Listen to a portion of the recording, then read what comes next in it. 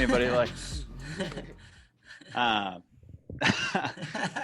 I figured I'd start with it and see if anybody picked up on that. Yeah, that's the Joe Rogan show, huh? There we go. Yeah, I was listening to it before, and I was like, oh, I got to start ours that way. Just hello, friends. Jude. What? I watched the one with Max Spencer Holloway. Haji Aliyev.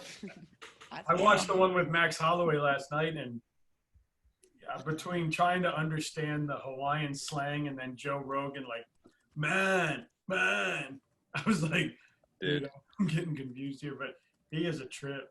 I love the show, man. I really do. He's got a lot of exciting things on there. Like, I might not agree with a lot of stuff, but it's fun to listen to. And I saw Spencer versus the world. Dude, I think Spencer versus Haji would be just fire. Lord. Oh my gosh. I saw what I was saying is I saw on Facebook. I don't know if you guys have seen it, but you should.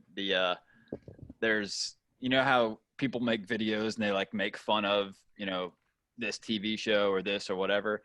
There's a guy that made a video and it was about the Joe Rogan podcast, and it was like just all the things that you didn't realize that he literally talks about every episode.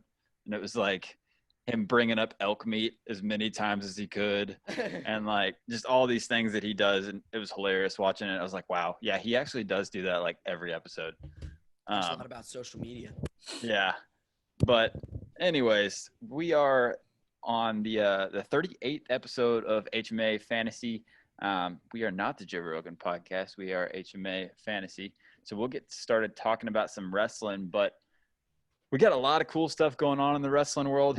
The biggest news that just came out the other day was Nicky Suriano. So Nicky re-enrolled. He's re-enrolled at Rutgers. And what do you guys think about that? What's happening there? I think Jack brought it up before, so I'll jump. Steve, Jack, what are you thinking about it? Like, why? Like, why did he have to re-enroll? Why not just, like, it makes no sense to me. Gosh, dude. I don't know. I think you just feel a certain type of way about said wrestler. Oh, I do. I'm not the biggest fan, but, you know, whatever. We'll see what happens. I don't know if he's going to go 25, 33. I think that he's pretty light. Is he going to take another Olympic year this year? That's a great question. See, that's what I don't think so. Because why would he re-enroll? Like, he could have just stayed. Maybe he has a lot of school to finish up, and you can Olympic year and still be enrolled in school. Yeah, but I just don't see him being in school for 2 more years, you know, if he wasn't in school. Like, I think he's going to go, but, like, it's such a risk almost, you know? I saw somebody wrote that he just enrolled to make up for summer courses or courses he missed or something.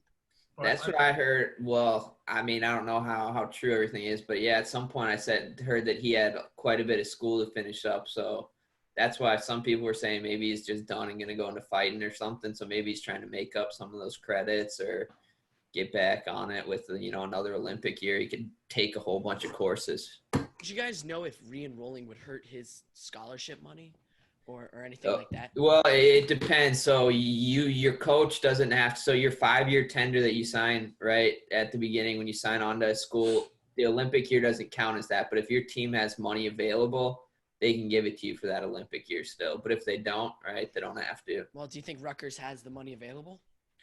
They got a lot of good guys that have been coming in lately, so I don't know.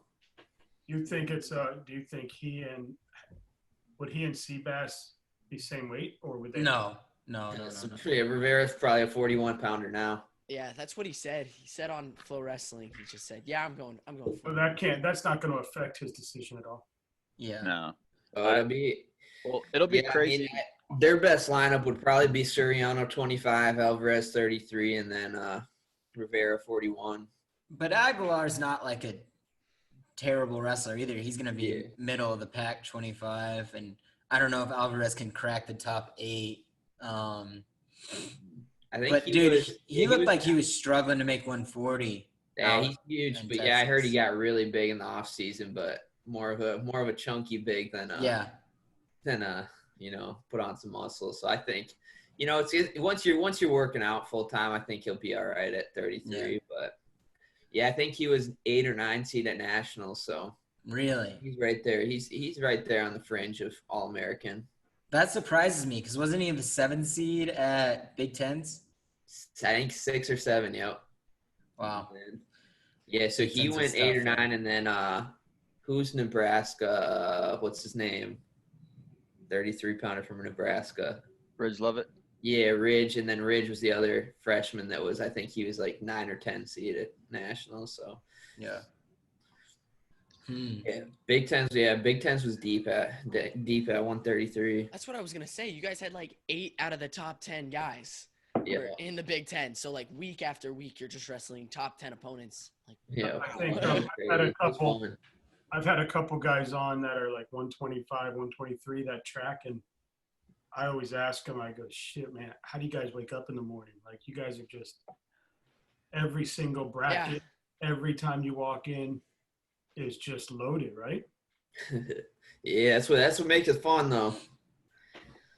Yeah. I had Brock Hudkins on, and I felt terrible. I watched his match, and he was having a great year, but I asked him about being in that weight class, and he's like, God damn, you got to get up there's no sleeping in that weight class, right?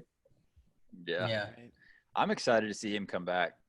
He was really doing good. I mean, he looked really good, and then, just crap happens.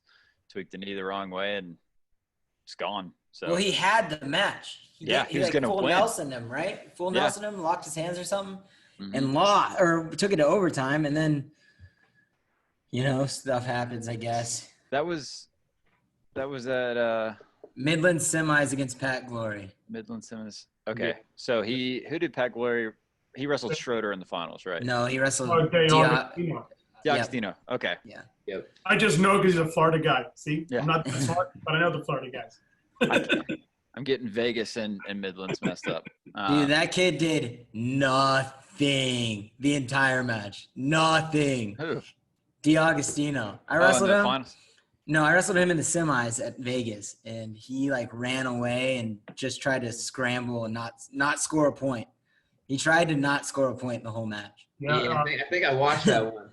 Yeah, they said this year he's put on some weight, got a little stronger. Hopefully comes back really good. He's a real good kid from down here, and we're happy to see a Florida kid.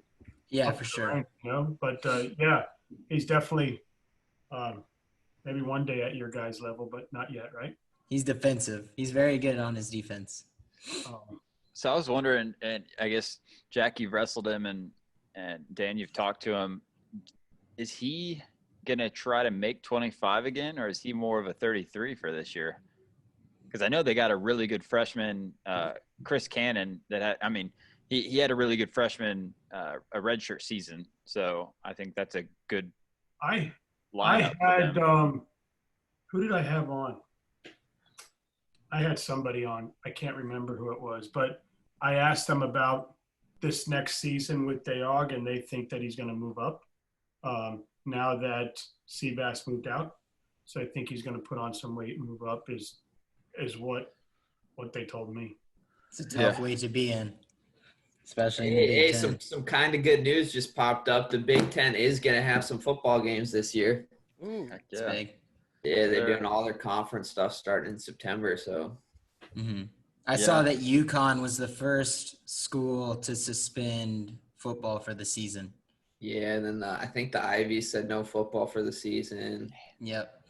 Yeah, so they said they just announced they're doing all in conference games. Yeah, it said UConn was the first FBS school. Yeah. So like they're the real D1, I guess, for football. I don't know. I don't know how they clarify that. So that was kind of a good segue for me to like jump onto when you're talking about the Ivies, because obviously we talked about Suriano coming out. The other thing, not wrestling news or anything, but I started coming out with preseason fantasy rankings, and the Ivies it's killing me, man, killing me ranking these guys because I'm ranking weight classes and like I can't put Vito in. I can't put Gianni in. Like, I can't put these guys in for fantasy because, like, why would you want to draft a dude that's not there for half the year? Like, I mean, obviously down the road, if there's some way you can get them when they're back, they're awesome, right? But like, you got to think, am I really gonna waste like a top, first, second, third round pick on Gianni when I'm not going to see him till January? I mean, yeah. And I mean, my personal opinion on this year, I think that every single guy that has an opportunity to redshirt, Olympic redshirt, whatever, is going to take it. I think we're going to see a lot of guys sitting this year out just because there's so much unknown on this year. And even if we do start wrestling, who knows if it's going to get cut short again. And so I think we see a lot of guys. I think a lot of guys are going to show up at senior nationals in October trying to get that Olympic year. And I think we're going to see everybody kind of throwing in the towel for the year.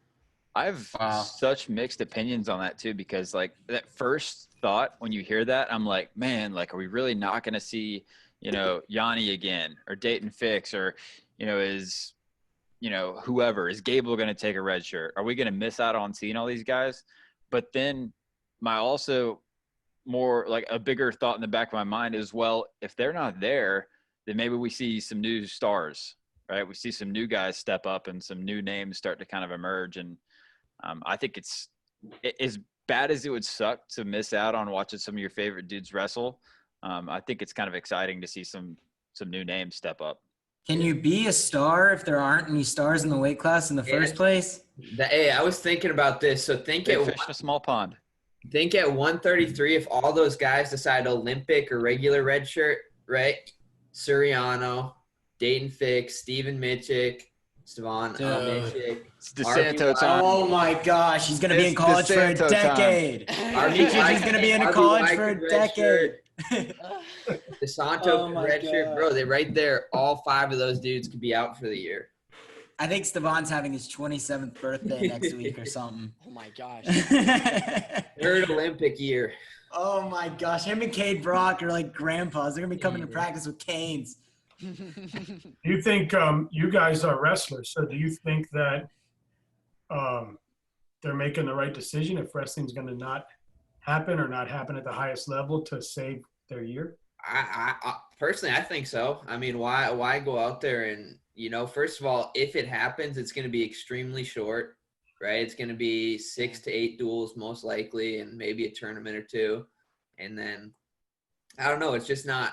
I don't know. I think there's so much up in the air about what could happen. I think the one thing that might help out more guys might wrestle is if the NCAA comes out and says, hey, if the season gets cut short, we'll give guys their years back. Which they won't do, because that's going to cost them too much money. They've already done it for every sport that they've announced seasons for. Well, they only expected wait, like fall sports? Yeah, well, any sport that's happening right now, like I think swimming, track, they have it like if you don't get to do X amount of dates, then you get your season back. So if they do that for wrestling, I think maybe you'll see some of these guys, because it's kind of that just you got a backup plan, you get your year back regardless. So I'll tell you what. Sorry, you go ahead. Don't worry. I was just going to ask, do you, like in a lot of sports, when you don't have the proper practice schedule, they fear of injuries when they hit their season? Do you see that in wrestling too? For sure. Lack of the proper, you guys typically have a certain off season leading into your wrestling. Do you think we end up seeing some injuries we wouldn't have seen, or? Yeah, I think wrestling's not like riding a bike. I mean, to a certain degree, for sure, but like you're not going to be in the same shape that you were in March. And like for me, I took a nice little 2-month hiatus off the mat. When I got back on, it was like my rotators were felt like they were torn. My lats wanted to fall off. Everything that was pull, I didn't have this motion for 2 months. And then whenever I got back on the mat, I drilled twice and I'm like, all right, let's go. And just start clubbing and shooting as much as I can, going live. And the next day I'm like, oh my gosh. Okay. So I've had guys at your level tell me that whatever you're doing in the off season, but it's really the timing that you guys are going to miss right now. Yep. Because you're at a level where you know what you're doing. I mean, you know how to wrestle. You're just working on things that are kind of little adjustments, right? But the timing is what you'll miss because you're working at home with nobody, right? That's just because it's kind of a feel thing, like, and you're in there doing it every day. You feel it and you know what it is versus like they're not going to forget how to shoot a double leg because like that's just it's something you've learned that you know how to do. And like even outside of like if I haven't wrestled obviously in forever and like I know how to shoot a double leg, right? But if I get back on the mat right now, I'm going to be all off timing wise, right? Because I'm not close to the same level these guys are. I just coach wrestling, but when I get back on the mat every year with my guys at the beginning, like, yeah, I absolutely off. It's crazy. So I don't think it's just these high level Jack Mueller, Seth Gross guys. No, I think they're off, Yeah, but no. a kid in high school needs to drill and compete to get better. And you guys are at a level where, okay, you're making little adjustments, you're doing little things. Is it the timing the biggest thing that you guys would? Yeah, when I stepped back on the mat, I felt like Bambi out there. I couldn't freaking walk right in my stance. So it definitely took a little bit, to get back in that point. But still, like, even stepping on the mat in competition, I was probably at 60, 70% for me in terms of my 100 being March in NCAAs, where I have 5 months or 7 months, whatever, of like as hard as I can go, as much as I can. And it's just a different feel. And I believe I speak for everyone. Damn, you almost had that one. No. He kicked my tail, man. If I had more than 3 weeks training, you would have seen a different Jack Mueller. Garland was like, he was going to do it. I knew he was going to do it. I had him. He was going to beat Spencer Lee. Oh, you're talking about the finals match. I thought you were talking about RBY. I was like, no, I got my ass kicked. No, the final match. Man, our guy had his number. Man, Yeah. I'll wake up in the middle of the night and still feel myself having that cradle, I had a crossface cradle and it just like, for some reason, just didn't try as hard as I could in there.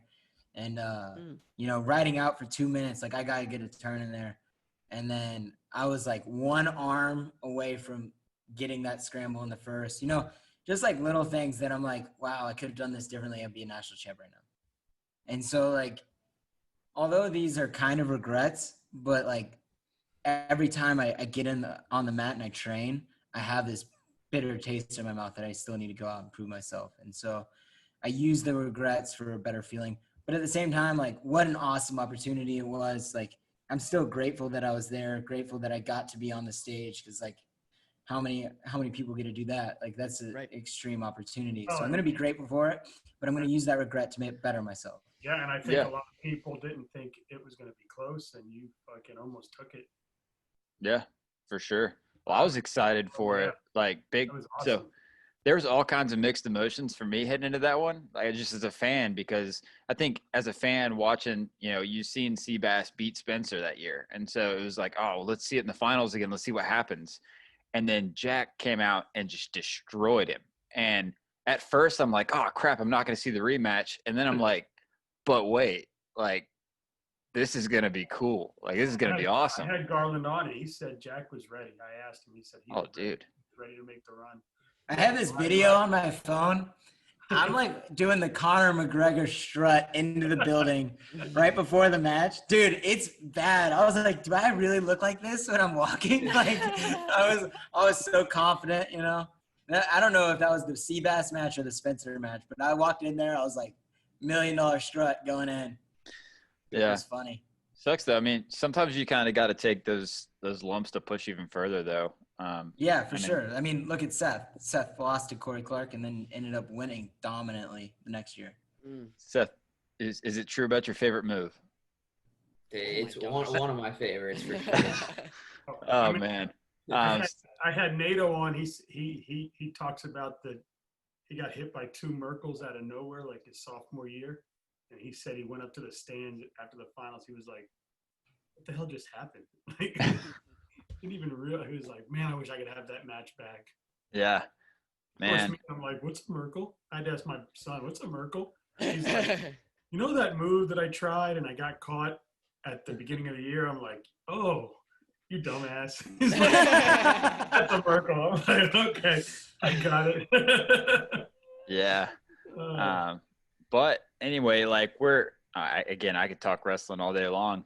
But we do have a lot of matches that we kind of put together, and I'd love to get into talking about those if you guys are ready for it. Yeah. Yeah. Cool, because we got a bunch of them, and we're talkers, and so I know that we better just go ahead and start getting into it. I'm just like a big kid. I'm like, I can't believe I'm talking to like NCAA champ, NCAA runner-up, home advantage guys. Like, I started my show for a purpose, just to talk wrestling, and now I'm here with you guys, which are legendary in our sport. So holy shit! So thank you. Thank you for inviting me. Thanks for being on. Yeah, and I know you through my kid because he speaks of Jack Mueller and Seth Groves and Home Advantage and all the other wrestlers out there that he's watched on the big scene. So I get to say, haha, sucker, I got to talk to him. Nice. Come on, he's 14. He's too cool for live TV right now. I can't speak for Jude, but I feel the exact same way, man. Every time I get on here, it's crazy sitting, because I watch these dudes. Like, I didn't know either of them until after both of them were done with college, right? And so I watched them for years, and then it's still weird sitting here waiting on my Zoom meeting and Jack and Seth pop up, and I'm like, oh, okay, I'm talking to them. I like how you said I can't speak for Jude, as if I think I'm like, yeah, not a big deal. NBD. Yeah, Seth and Jack are like, wow, we get to talk to Jude. Hey, man, home advantage fame. Jude's got some big things coming down the pipe, man. He got fourth in PA State last year. He's got 2 more years. Fully expect a couple of golds and be watching him. Oh my gosh. A couple of years. I've had some super cool PA guys on, PA clubs, pit guys, M2. I had an M2 guy on. Who? Isn't that was called M2 Training Center? That's where I train. Yeah. I had the dude from Grandview the first 3 times. Eric Thompson. Yeah, he was badass, man. Dude, he's an awesome dude. Just talking to him, I was like, God, that guy could eat me for breakfast. Oh my gosh. He's something else. Oh boy. So let's go ahead and jump into some of these. I know I have personally my matches, Jude and Dan's in front of me. Originally, the thought for this was to, take that last flow card that happened, right? We had 5 matches on it and try to put together what are some matches we would want to see. Like if we individually all made our own next flow card or next Fight TV card, then what would we want to see? And I think probably all of us got right in matches and just didn't stop. And so there's way more than 5 for each person. But I mean, we'll just kind of roll through it a little bit. The first one that I had, and I know Jack had it too, is I had Spencer versus Seth. And I think that's probably one of my matches that I would want to see. I sat down and I was like, obviously I want to see Jaden versus Edgelayoff, right? But it's probably going to happen. And obviously, or it has a good chance of happening, right? At least if he can get through Snyder. I would love to see Sedgelayev versus David Taylor.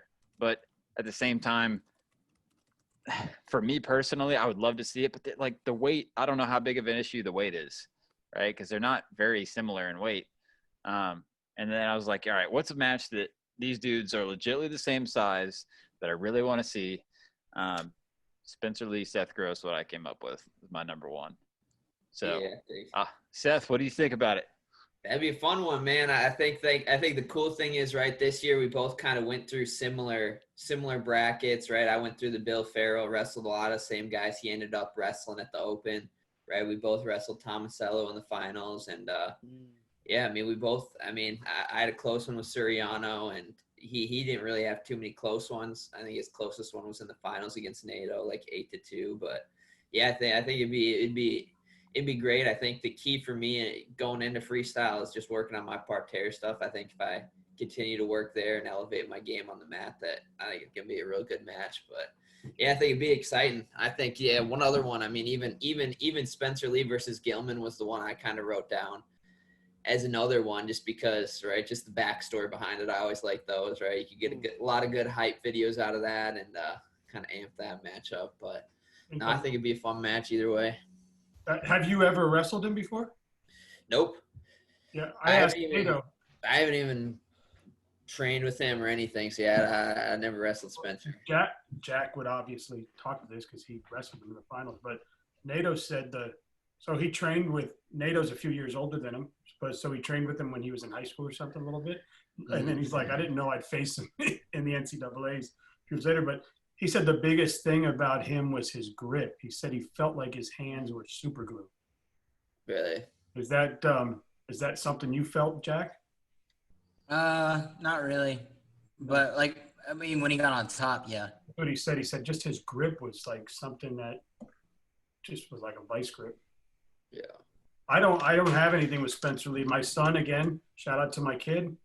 I think the one you said, he did say Jaden Sudalev. I'm totally shitting. Yeah. But he wrote the same thing. Freestyle, both going to be at 97 kilos, depending on who makes the world team. I mean, Snyder in parentheses because that has to happen, but he put that. Another one he put was Garrett versus Seabass, folk style. Nashon Garrett versus Seabass, folk style. I'd be down for it. Interesting. I'd watch Why that. folk style, not freestyle? He said that. Okay. Yeah, he wrote Seabass was a hammer this year, and we obviously know what Nashon's been, and he's getting better. He'd like to see it. Yeah. Man. I'll speak to the Seth and Spencer match real quick. I want to see that match because they're the two guys that haven't lost at 57 kilos yet. So, personally, I think that that's a good one to see. We've seen Fix lose. We've seen Gilman lose. We haven't seen Spencer lose, and we haven't seen Seth lose. And so right now in my mind, they're the top two guys of the weight. So selfishly, more film, the better, Seth's a competitor right now. He's a friend, but he's a competitor, Yes, as sir. long as he's at 57. So, Are your hands shaking right now? You're like, yeah, I'm ready. I'm 2 cups of coffee in. So I'm sweating. I'm ready to go. And you got a training partner now because he's been on the mat with him. So you and Jack will get down together. Yeah. I'll have to make my way out to New York and train a little bit, though, at some point. That'd be a blast, man. Are we going to go around 5 each, or are we just going to kind of do We'll it? just kind of see. Let's just go back and forth. Yeah, we just kind of bounce around a little bit. And if we get bogged down, I'll jump in because I got a huge list right in front of me. One that wasn't on my list, but I was just thinking of right now. And I was thinking of these matches last night, and I was trying to think, I picked the match that I really wanted to see Seth in. I was like, what do I want to see Jack in? Because obviously Jack's on the show too. I got to what match would I want to see there? And I don't know why it never popped into my head until literally 2 minutes ago. But I think it had something to do with a little bit of the bitterness at the beginning. Dude, Jack Suriano. I want to see that. I would love to see that match, man. I would take his head off, or at least shoot for his head. Oh, there is no love lost there. And I would love to see that one, man. That'd be exciting. Well, it wouldn't be exciting because Suriano doesn't do too much unless you make him, but. Yeah. Yeah. You just That'd got be a blast for me, though. I wanted to see both of you in a pull-up competition. I don't think That's all I ever see. All I ever see on social media of Suriano is his weight training. He Man. might be a big favorite in that one. Yeah, I was gonna say Jack's the man, but I don't know a man on the planet that beats Suriano. Yeah, I got 12 pull-ups in me, 15 or something right now after this quarantine. So Oh Pull my up gosh. the rope that style. I'm like, Suriano probably started an Instagram video doing pull-ups when quarantine started, and he's still going. Still going. And my that, kid put Snyder versus the Gwiz. There That's we a go. good one. The rematch. That's a good one. Yeah, he put both world team members. They haven't matched up since the NCAA finals. Let's get it on, is what he wrote. So Snyder and the Gwiz. Yeah. No, that'd be a good one. Another one with Gwiz that I was thinking of, I'd like to see Mason Paris with Gwiz. Oh my gosh. That's not the match to make. That is not dude. the match to make. Oh, yeah.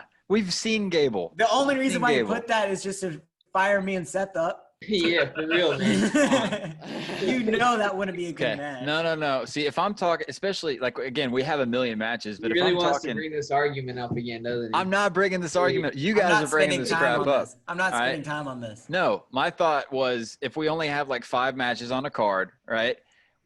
I've seen Gable Gwiz, and I think who knows, it could go different ways every time. I don't know, but I haven't seen Mason Gwiz. I'd like to see it. There's no shade Honestly, thrown. you get This messed is up. nothing about my pick earlier. I just would like to see it. Mason destroyed everybody in juniors last year, and I'd love to see it. That's not true. Hilger beat him in a match. Yep, Hilger did beat him. First match out of the best out of 3, so. Ooh. Yeah, but who's got Drop the ball. who's holding Just the teasing. world championship? Hey, that wasn't the argument. You just said he destroyed everybody when he lost. I was thinking And the we world proved you championship. wrong. Argument, He teched or pinned his way through the junior world championship tournament. bro. Tell me I'm incorrect on that one. Changing your argument, I'm not changing my argument. like usual. Oh my God. Like usual. I said he destroyed everyone at the junior worlds is exactly what I said. No, You said juniors. Oh, okay. Well, Jinx. I apologize. Let me change what I That's said. silly. Gwiz Gable would be better than Gwiz Yeah, Perez. or dude, I think Gable Snyder would be a fun one. Yeah, for sure. Or that was- Gable Gino, Gable Taha. Okay. So y'all give me all kinds of crap. On my list, I had first, actually, if you want to look in there and find it, maybe. I had Gable Kyle. Yeah, I saw had it. Gable Kyle, right? That was the one that I thought of before, all right? And so afterwards, I picked Mason Gwiz. So shut up. No, I'm excited for Gable. I think he's going to be the world or the Olympic team member. So I thought another thing I did on my list was I wrote down a couple of the Frico matches, Greco freestyle ones. Oh, that's smart. I thought a fun one right now with the Stanford stuff going on could put them under the spotlight was McKenna versus Mango Woo. That'd be cool. freestyle Greco match. But Dude, if I got asked to do a Freco match, I'd be like, nah, I'm good. Dude, McKenna was a beast. McKenna in was Greco good at in high Greco. school. Yeah. He was like a he's 3-time Fargo Fargo champion. champ. Freaking tore me up in Greco one year, but Really? He I didn't he know had that. better results in Greco than he did. In yeah, he freestyle. did. He did. He was a lot better. Yeah. That's wild. Maybe it's a cop out because I've seen it all over the place when people talk about Freako, but Kamal Bay, Kyle Dake. That's what I want to see. I know Kyle. I think Kyle would kind of rip him apart in freestyle, but I think the Greco part would be fun to watch because Kamal Bay is just a human highlight reel when it comes to Greco, and Kyle is really good upper body. So I could see him shutting him down. I think it Kamal happen. Bay, Imar. Because Yeah, that'd be Imar good. would play around in there. I like that a lot more. I That'd be think good. Dake would just stay out. I mean, Dake's so good at figuring out how to stay out of positions. Yeah. Here's one that I got, and then I did the research, so I know why. But you're big. You have your fiance big into women, but apparently these two are like future girl studs in our sport. Meet Allure from College Park versus Kennedy Blades from Wyoming Seminary. Both #1 in their weight classes. Both sophomores in high school. Yep. And Jessica we're going to get Pena that one. said- Who's #1? Yep. That I'm one's sorry? coming. Who's #1? That one's coming. Yeah, that was Who's that. #1? Oh, see how stupid I am? I Oh, put you it- did it, man. Yeah, no, that one's gonna be awesome. Hell yeah, I like it. There's a couple of young girls coming up that are dope. Oh yeah. Diaz and Mortimer are two as well, I right? think- 100. I I want to think. hear Seth's match. Seth's women's match. Yeah, I'll throw that in here. But yeah, one thing I was gonna say quick. I think 2 to 4 years from now, we're gonna see a completely new kind of set of women making world teams. There is a lot of really good young women wrestlers right now, and I think that they're gonna start taking over here pretty soon because they've been knocking at the door a little bit, taking a few matches here and there. But I think next 4 years, it's gonna be a big change in who's making world teams and going and bringing home medals. So. I couldn't believe it when I was researching the girls. I was like, these two little girls, Sterling Diaz and Sage Mortimer, I was reading about them. They're like 100 pounds. You could like hold them in your book bag when you're walking around. Oh my gosh. Dude. So Um, here's my women's matchup that I thought would be super amazing. I think that there's a little bit of weight advantage for one of them, but Adeline Gray versus Tamara Stock. I have that one on my list too. That's the Dude, match. that would be That could be unbelievable. the main event, and I'd be happy. Bro, That, could, I'm pretty sure that those might be the two number have one been match I avoiding want to each see. other. That's What is actually it? happened. Gray versus Stock, you said? It's happened, but it happened when Tamira wasn't Yeah. Tamira. That's what I was gonna say. Yeah, it happened right before Tamira like actually burst onto the scene, won her world title, and like really jumped levels. So, and it was I mean, it wasn't a close match. Adeline won, but Adeline didn't do what she usually does to people in that match. And Tamira's so- my favorite wrestler. You were Right reminding now. me to reach out She's to Tamara. awesome. Tamara is she's unbelievable. I love listening to her. She's a good speaker too, and then just dude, what she does to people out there is scary. she really is one of the So most interesting. Oh my one gosh. of the most fascinating wrestlers in the sport. Period. Men, women, Greco, whatever. On the mat, off the Awesome. mat, dude. Just like, a great just person. Talking Yeah. to her, she has this energy around her, and you like just walk by her, and you know like she's someone special, and you want to listen to her and talk to her. Oh Yeah. man, Absolutely. Easily one of my favorite people in the sport as a whole. There's a couple girls that I talked to on my show that are just unbelievable. Emma Bruntiel and Alexa Lyles. Okay. They're studs. I've watched them a little bit, but just you feel Alex it. Lyles is from Texas. Yeah, she's cool. Yeah, WCAP. I talked to her right when she got back from Army boot camp. She was like badass. She had a whole tattoo down her arm. It was just happened. She's like, "Come to Texas, get a tattoo for my family." I'm like, "I'm down." I'm coming. I used to train with her. She used to be better than all the guys, so I'd train with her. Yeah, she I said was her in high favorite. school. Yeah, she said her favorite part was kicking the boys' asses in the 2 men's freestyle championships that she did in Texas. Yeah, she was good. Yeah, it was awesome. What do you guys think of Gianni Lugo? I think it would be fun to watch, but I just think they're different levels, right? Like I think Lugo really has like stepped his game up and kind of for me especially as an Iowa fan over the last couple of years, like Lugo just kind of hasn't been what I thought he was going to be. And then this year he really turned it on and was awesome. And really like took big steps towards, I thought he definitely was going to be in there for an NCAA title at the end, if not being the favorite. But I think that sometimes there's levels to things, and I think Gianni's just on a different level. I think, yeah. I talked to Barry Davis, who you know, right, really well. And he said that something just clicked this year with Gianni that took him to a whole different level mindset-wise. He said it was just, it was like a whole new kid. What were you going to say, Jack? I'm sorry. I didn't mean to jump in. I would like to see like a Lugo Nick Lee first, a Lugo Ironman. Maybe put him up against guys that are like the next tier above him, and then maybe a Gianni match. But like to me, in my eyes, like I know Zane's number 1 and J.O.'s probably number 2. And then maybe even Joey's number 3, but Gianni is I think he's number 4 just because of his loss to Joey. But I still think he's the favorite to make the team. Yeah, I think my son he's fresh off that manhandling of Pletcher on the rooftop. So he just worked the shit out of him. And then Pletcher looked really good in Austin. Yeah. You know? Yeah, against Caldwell. That makes you think about Lugo a little more, for sure. I agree. Yeah. I think that the match with Pletcher, Lugo's match with Pletcher, is a little bit of an anomaly, just because first match back, it's a bizarre setting. They didn't weigh have a ton in. of time. Yeah, there's not a ton of time to prepare. Definitely smaller. Yeah, Definitely smaller smaller. venue. No, he was smaller. There was no weigh-ins. Yeah. There was no weigh-ins. Yeah, they just showed up and wrestled. Well, he looked smaller too. Yeah. So like I see the appeal, and I can see where your son's coming from. Like, ooh, I saw this guy wrestle. Let's put him against the gold standard. But again, like I don't know. I don't think it would be that close. Like, I don't know. Well, and being a wrestler, right? You guys are wrestlers.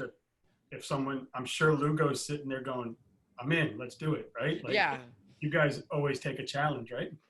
For sure. Yeah. I mean, my take's a little different. I think it'd be a really close match. I think Gianni wins it. He wrestles so many close matches, though, that I don't know. Lugo is super solid positionally, and strong, right? And I think he keeps it close. I think it's for sure a close match. I think that Gianni's savviness and his IQ on the mat is what wins the match for him. But I think it's a close match, and it'd be fun to watch. I don't know, man. It's kind of I kind of think like what kind of Gianni we're getting because he teched Jordan Oliver. Right? Well, he yeah, but that wasn't the Jordan Oliver we saw this last year. My gosh, Jordan Oliver was on a whole nother level. He looked so good. It's not a great parallel. In my opinion, don't wrestle very similarly, but yeah, in my opinion, if Jo comes back like he was when we saw him in Texas, all right, was it Texas, right? Yeah, it was the U.S. Open. Yeah, it was in Dallas. Okay. Yeah, my backyard. Right. Cool. I was terrified that I said that wrong. But yeah, if we get that same guy coming back, dude, I don't see anybody beating him. It's the same Jo. I'll put that 50. I will put that 50-0 Jo against any of those other guys. Silly. Dude, 50-0 through that tournament. Silly. I think Gianni's really good, and he was injured in Texas, so it wasn't a real Gianni. Anyways, I think four-man bracket between Jo, Rashidov on one side, Haji Aliyev, Gianni Diakomahalis on the other. I think that would be sick. Yeah, I mean, even throw the 4 USA guys in there. How freaking crazy would that be? Zane, Gianni, Joey, and Jo.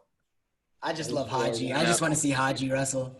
You gotta He's throw my favorite. You gotta throw Musakayev in there just for the fun. Just for the fun of it. Musakayev versus Bajrang.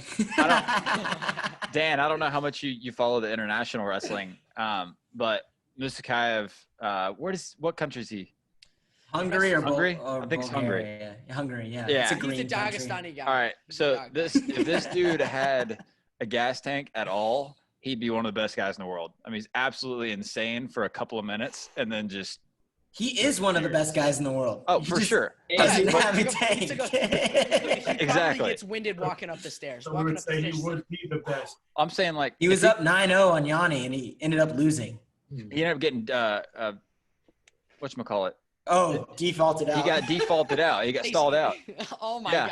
He like when I was saying best guys in the world, like he is definitely one of the top guys of that weight class. But I'm saying like if this dude could put together 2 periods and not get tired, pound for pound, one of the best. Pound for pound, one of the best in the world. Yeah. You have to watch his match he had with who's the Japanese kid? Odaguro. Dude, you gotta watch that match. It is ridiculous. He won that match, right? That was the bronze medal match. Yeah. Yeah. That was bronze. It is. Yeah. They have this one scramble that is like they're just like both waiting because you know how like foreign guys they'll just like kind of hold position for like 10 seconds or so. They're just like standing still, and then they both just go, and it's like nothing I've ever seen. I went like over quarantine. I watched a bunch of Musakayev matches, and because I was trying to replicate his like, training. Yeah, well, he has this. No. But he does that Russian tie, and then he spins out of it. Like, he spins all the way right to a double leg. And I was like, I want to do that. Turns out, not as Don't do that. I'm not as athletic as Musakayev. But isn't it true? Like, I was talking to, I forget. I've had 250 shows. Like, and I'm 44 years old, so my memory's fading. But I was talking to someone, and they said part of their training has been to watch the Russians. And I guess it's intriguing because they go in like 15-second bursts. Like like he was saying, they like slowed down and then they went. Like I guess they wrestle in sprints. Is that what it's called? They'll go like all of a sudden they'll do some sort of chain wrestling for 15 seconds and then kind of back off a little bit. Well, Tervel told me one of the greatest things I've ever heard from a coach was at the U23 Worlds. I just wrestled the Iranian. I won 17-16 in a crazy match, but I was going like 100%, and I only lasted 5 minutes. So I was up by 9, and he came back and almost beat me. But he said that the Russians, the Cubans, they'll go 50% and then jump to 100. 50% jump to 100. But like for me, like I'm different in my style because I just want to go. So I need to hit like a 75 for the whole time, and so like make my 75 as high as I can. And he's like, that's what Yazdani does. But like the Cubans and the Russians, they'll go in short bursts. And he was like, find one word or phrase that just goes through your mind to get in that zone where you can go hard but not lose your tank. Because no one can flex for 6 minutes straight. It's just impossible. No. Yeah. You got to be a beast. What do you guys think of this one? Macy Kilty versus Kayla Miracle.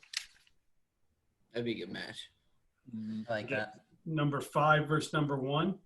3-time U.S. Open, 30 U.S. Open Cadet World Champ. I guess they're badasses. Yeah, I think Macy's getting up there. I think she's got a little ways to go still, but I think it'd be a good match. Yeah. All right, what do you guys think of She's this pretty one? young, right? Yeah, she's young. Okay. No, she's gonna be good. So I gotta ask too, while we're talking about this, if you guys have a computer in front of you, you gotta hit that Rockfin link and look at the live stream, because I want to see you guys, or get you guys' opinions on the graphics that I threw up there, and if it's even how it's looking on your end. But I just figured I'd give you some homework to do while we're talking. I think they're dope. Yeah. My little head just pops up over the top of it. You want to? Okay. So.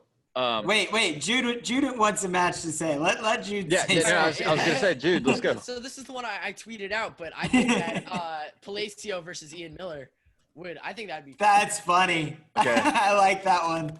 Dude, and like I was sitting in the car and I was talking to my dad. I was like, Dad, Jacob wants me to get some matches ready, and I was sitting there, and I was just thinking about Ian Miller, and like, you know, I was thinking about like, why don't people talk about what happened to him more? I was like, because I actually learned about what happened like on this show. Like, it's not something very much talked about. And I get like, you don't want to put the NCAA in a bad place and all that. And like, obviously it was a mistake. But I was like, Ian Miller was wild. Like the things he would do were just ridiculous. And like super duck to an inside trip and just against all Americans. In like the NCAA tournament, he's super ducking all Americans, and it works. And so and I was thinking about Dylan Palacio and how he would probably, you know, I think he would chomp at the bit to wrestle Ian Miller. And so I tweeted it out, and Dude, and then Ian Miller said, "No, I don't want to." Does he enter the match dressed as the homeless wrestler, or he has to? Ooh. Has to. No one wants to see that. Dude, no. That's got to be written in the friendly. contract. I want to see that. Yes. No. Yes. It's I gonna be wanna a see- family-friendly event. I want to see him run out of the smoke, rip off some like basketball shorts, Jacob, you're and then messed run up. out there like that. Dylan Palacio is the funniest guy on So Instagram. funny. Oh yeah, he's hilarious. The Michael Meyer Halloween thing was so funny when he was like depressed for the whole year, and then he just like all of a sudden it was Halloween and he like got up. Have you seen this skit? Yeah. When he does, and he's like he like grabs a knife and like starts chasing people. He's like so happy. But it's funny because he also like he has an audience of people who aren't wrestlers. He like Oh, for sure. and like it's a big audience. It's very cool. like he whips that one dude? He had like this big black dude came up, and he's like, "I can take you." And they go out on the beach, and the guy's like, "Hell no, you can't!" And he just devastates him, and the guy gets up and chases him. He's like, wait! Stop. Oh yeah, they always end up chasing him because he'll like suplex them and then end up with like his banana hammock on their face. And then runs he'll away. jump up and like Banana take off hammock. running, and you just hear him running, going, "It's a joke! It's a joke!" What would be really dope is like one of you guys at the wrestling level walk down the boardwalk dressed up as like some scrub, and you take his challenge. Oh yeah, that'd be And funny. he doesn't know it's coming. That'd be There's not really many funny. people watching this right now, so it'll be our Yeah. So another one that I was thinking of, and I was thinking, you know, we didn't get to see Pat Downey wrestle, so what match would I want to see him in? I've thought enough about David Taylor, and in my opinion, I think it would just be David Taylor teching him very quickly, 10-0. I don't know. My son wrote that one down too, Downey Taylor. So I was like, who's another guy that I'd love to see him wrestle that I think might get chippy with him? Because I don't think David would really get chippy. Like, he's not that kind of guy. Nah. And so I put Zahid Downey. I would love to see that one because That I would think be pretty Zahid cool. would probably get into it with him a little bit if they got a little back and forth going. Man, I was watching Zahid and Aaron Brooks the other day, and like Oh wow. they went after it does. hard. They went Aaron after Brooks is the next big thing, man. Yeah, Gianni talked all that shit for the rooftop. Dude. Got tossed around like a sack of potatoes. Oh yeah. So I'd love to see Downey versus Brooks. I think he's out of wrestling. He's in MMA now. no, he's gonna wrestle the trials. He is. That's Yeah, a I fact. watched- I thought Yeah. that his MMA contract got dropped. So Jacob's little thing on the image should say biggest Pat Downey hater. Dean Heil. I don't know, man. You freaking troll him so hard. Hey man, He's gonna call out McGregor next. yeah. Honestly, But someone hold him back, please. I think that if nothing else, He's gonna get hurt. well, I nothing saw. else, give Aaron Brooks a chance. I don't know. I think that would be cool. Just Yeah. to see where Brooks is at. I was gonna Sure. say with that is I was looking the other day. I'm doing my fantasy rankings and I'm kind of like going through flow, open mat, all these kind of different places to make sure I got all the right guys and at least have my list of dudes that are wrestling this year. I have to take out seniors, blah blah.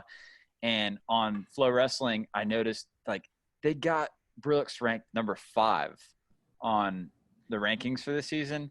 Dude, I don't know. Maybe you guys agree with it, but Well, he lost I the don't. Vins. that's his only loss. If it's Right. by He avenged it. statistics, it makes sense. He lost to Vince, Right, but then that was his he only avenged loss the his loss. freshman year, and he pinned him when he came back and Yeah. wrestled him the second time. Also, That's the fair, jump, you but- can see the jump he makes from the loss from Vens to the the end of the season, the Big Ten tournament. That is a big jump. You just can't use speculation in rankings. We all believe he's gonna beat him, but he hasn't wrestled any of the top 4 guys. I have a question. Okay. Did but- Brooks lose to Vens before or after he wrestled Zahid? Do you remember? Does anyone After, remember? after, right? Wait, when did Zahid and They wrestled at US Open. the senior nationals, and it was Senior Nationals. in Nick December? Yeah. Yeah. So that was telling to me, you have a freshman Aaron Brooks wrestling a senior Zahid Valencia. Did they not wrestle in the duel this year? No. So Well, because Brooks wasn't out yet. They Okay. didn't. yeah, they didn't pull him yet. That So was the weight they forfeited 84. Jack, I'm cool with what you're saying. With you can't really put. You kind of have to go by stats, Bert, based on the rankings. For right? sure. I'm cool with that, right? I'm cool with Dean being number 1 because he's returning finalist, right? Returning highest placer, all right? Bolin number 2, okay, fine. He won the ACC. He won the ACC, right? Hunter Bolin. I mean, he had to if he's above Yeah. Hidley So and yeah, Bonaccorsi. but there's where I get annoyed. 3rd, you got Hidley. Hidley didn't win his conference. Aaron Brooks did. True, Yeah. but the 3 of the top 5 guys were at the ACC. That's still a hard thing to say. Hidley had 3 losses. Brooks had 1. Okay, who did Hidley lose to? Zahid, Bolin, and probably Bol- Bolin again. Or Dupre, Yeah. which he's ranked Yeah. above Dupre, who's number 4. I don't know. I That's don't know. interesting. All I'm saying, at least for right now, is looking at 184. I think it kind of came a little clearer to me, and I can't remember when we did our really super preseason picks a couple months ago. I can't remember who I picked, so I might be going against it. But I think Brooks. I don't know. Hidley lost 4 matches. He lost to Bolin twice, and he lost to Dupre And Zahid. Yeah, so 4. and Zahid. Yeah, I don't know, but we're getting off topic. but he also beat Dupre. So All right, Yeah. tell me about Nato versus Rby Freestyle. I think it's RBY. I don't know. I do too. is RBY just gonna wrestle all the 57 kilo guys? Dude, RBY As a 65 kilo. I talked to RBY. He said he will never make 57 kilos. He was huge, dude. He got it on my leg, and I was like, "Wow, He doesn't look- I'm in trouble." He's slim, but he's bigger than he looks. Yeah. I wrestled didn't him the other see him day. until we were about to walk out on the mat, and so when we were about to walk on the mat, he had 3 inches on me, and he looked thick, and I was like, Did they keep you guys separate? Did they have separate? Well, he time? showed up super late. He showed up Oh. the day before, so Mm. I didn't see him until late. But So, he was I think big. that'd be a fun match though. RBY Nato. What was the thing you noticed the most about wrestling Roman, Jack? I should have come out like I did in the second. I came out in the second period a lot better. Right. Started moving more. I don't know. I was just flat. He seemed ready for me. Everything I had, he had an answer for. And then he was kind of a dick. Yeah, he is. He's mean. I think that's, He was nice on like off the mat, but on the mat he Yeah. was pretty mean. Dude, what were you going to say, Seth, about the matchup? What's that? You Oh, were I saying just said I think it'd be a good matchup. I think that stylistically, right, Nato picks and chooses pretty good on his attempts. So I don't see a lot of counter offense coming from RBY, and that's where he creates most his scores. Yeah. And I don't know. I actually think it'd be a low scoring match, and maybe an early score for RBY, a late score for Nato, something like that is what I kind of see it have happen. a pick 'em match. Maybe too early scores for RBY and a couple late for Nate. I don't know. I think RBY wins the first period, Nato wins the second. I don't know how many points each score, so but So it could go either way. I think it could. It's hard to say. I think Roman has that parterre offense that might separate him from Nato. He ain't turning Nato, dude. That dude's a freaking brick. I can imagine. Yeah. I don't know, man. I think I'd be with you before Jack's match. I don't know. I think after, I think I got RBY and like.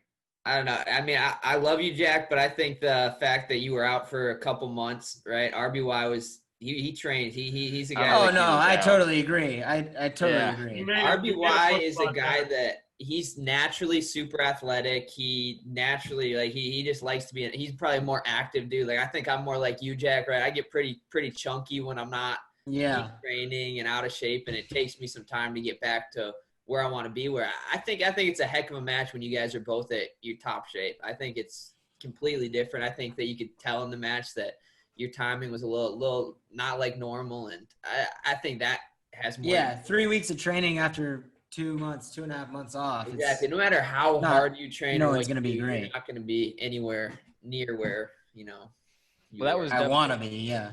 That was definitely my thought watching the matches.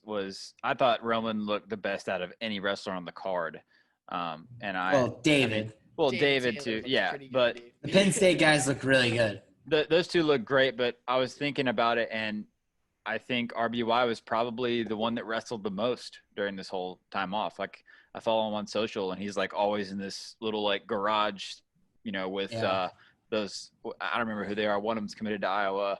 I can't remember their names. A couple of guys that are both big recruits. Ibarra. Yeah, Jesse Ibarra and Danny Vega. Yeah. Vega, Jamie Rivera, a couple other guys out there. Yeah. Yeah. So Jack, did you when Caldwell and Pletcher were coming out and they were doing the pre-show, my son messaged me and was like, Caldwell's not ready for this. He's about to get whooped. You could tell, could you tell live that he took it lightly? Oh no, he was happy to be there, but I thought he wrestled great for not being on the mat for 10 years. Like I know that the score, I mean, it was 5-2 until he tried to jump over him. yeah. I didn't know what it looked like. He wrestled great, I thought. Dude, his awareness, on the edge, was incredible, especially for being off so long. Like, he was able to just maneuver that line so well. After that weekend, he was hanging out with us. Dude, I was already a big Darian Caldwell fan, but, seeing him off the mat and, just hanging around him, huge Darian Caldwell fan. And I hear he's a super seriously wish him the best. I had Coach Gonzo on who said that he's just an amazing kid. I talked to the twins that used to wrestle at NC State. They said super good dude. And I talked to someone else who spoke very highly of him. But I think really cool guy. The perception they showed on the TV part of it that we were watching they made him look like he was kind of real casual coming into it. I mean, he was very relaxed. It didn't matter to him. What did he have to lose? He's fighting for the Bellator title, and he's making a ton of money every fight. So it's like. And we just saw him in the corner this weekend on a fight. I saw him.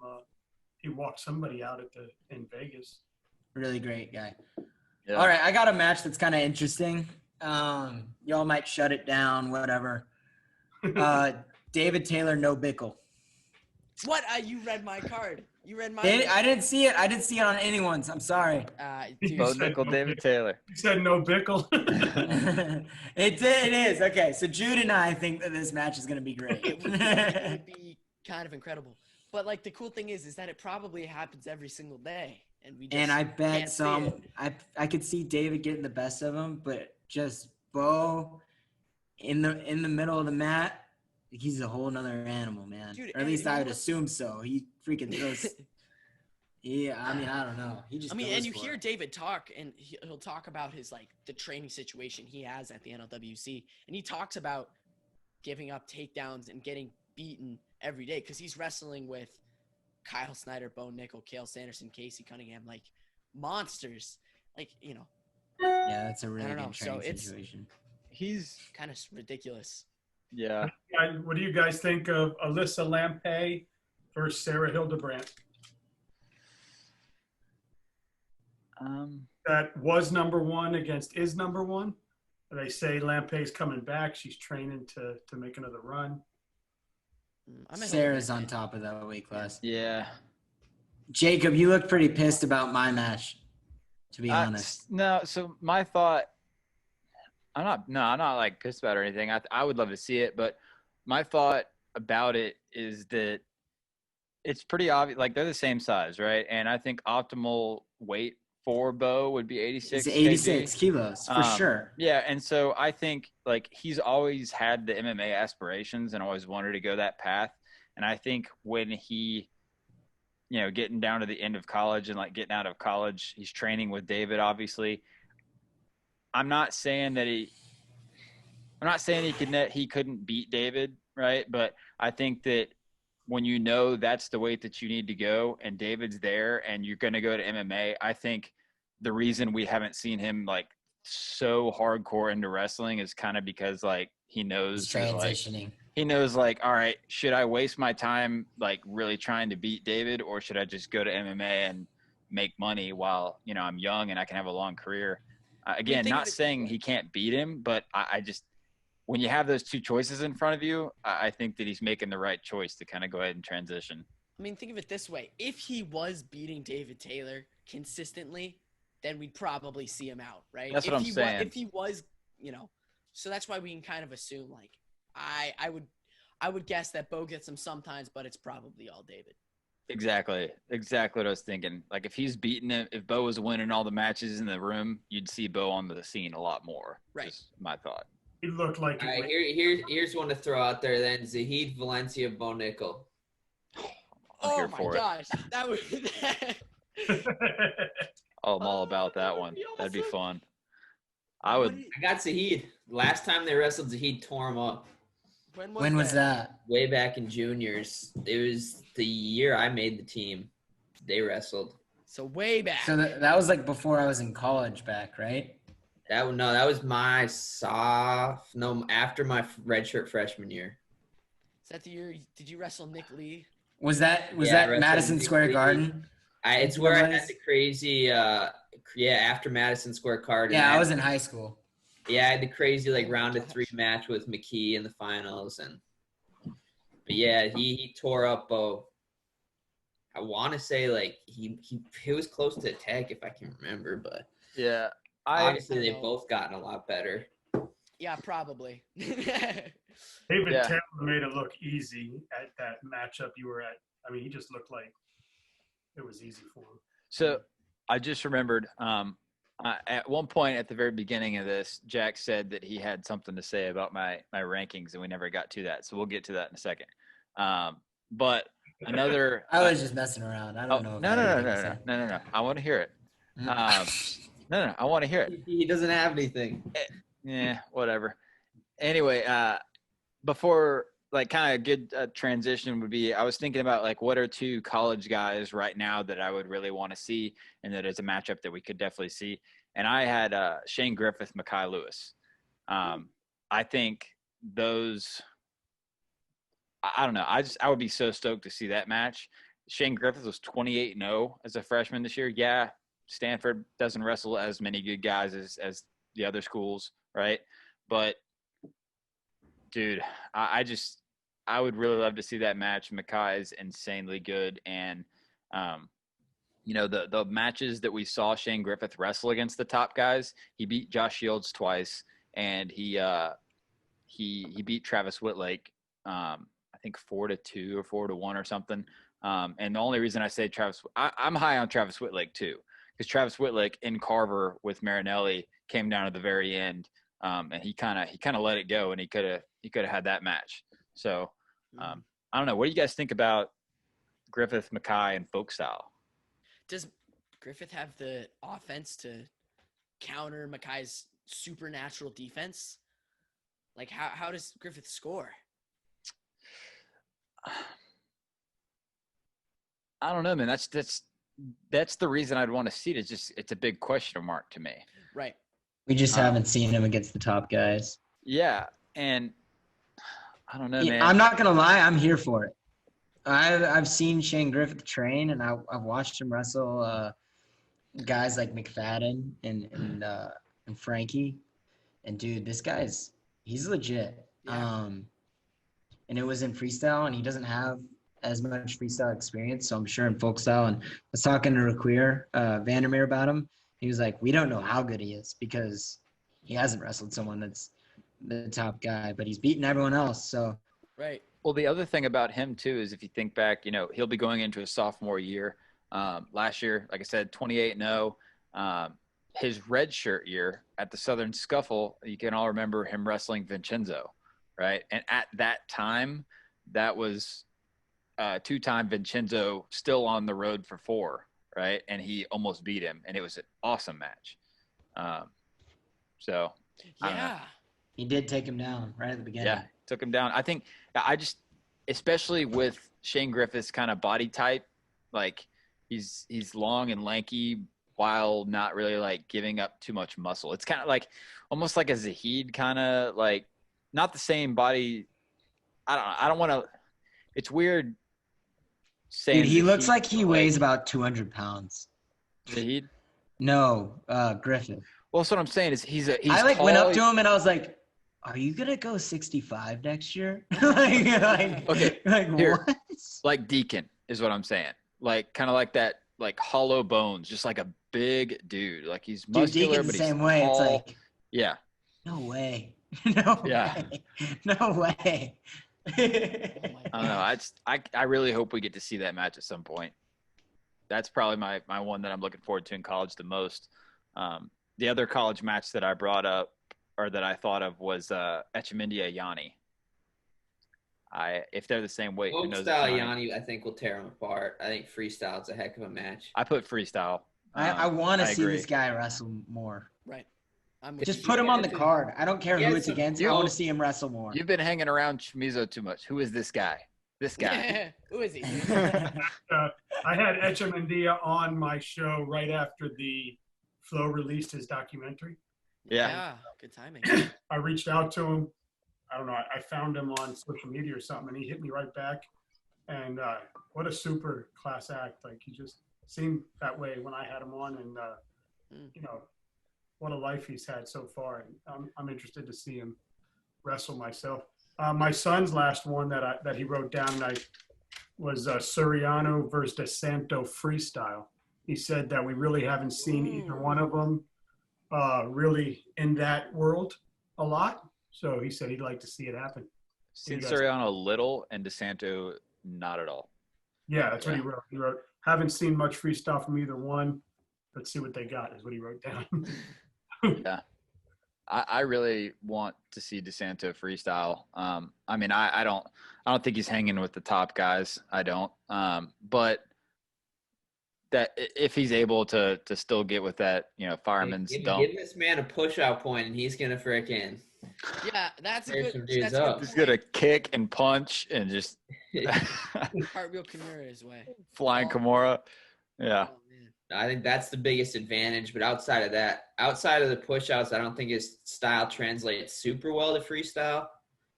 But Yeah. I think it's gonna be good for if anyone was good at freestyle, which I don't know if Suriano's really great in parterre, but I know that DeSanto has his struggles on bottom and folk style. I can only imagine what he is on freestyle,